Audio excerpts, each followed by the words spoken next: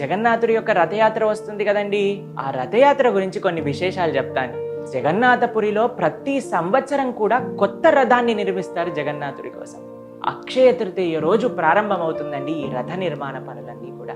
మీకు ఒక విషయం తెలుసా అండి, ఈ క్షేత్రంలో సాక్షాత్తుగా మూలవర్లే రథం పైన మనకి దర్శనమిస్తారనమాట.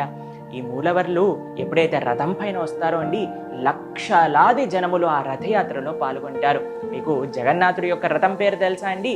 జగన్నాథుడి యొక్క రథం నందిఘోషం, బలభద్రుడి యొక్క రథం తాళధ్వజం, సుభద్ర మహారాణి యొక్క రథం దేవదలన. ఈ రథంలో అండి జగన్నాథుడు తన యొక్క సొంత ఇచ్ఛతో వెళ్తారండి.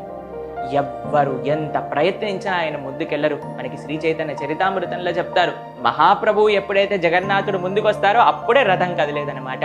కృష్ణుడు ఎప్పుడు కూడా కృష్ణ భక్తుల వెనకనే ఉంటారు. హరే కృష్ణ.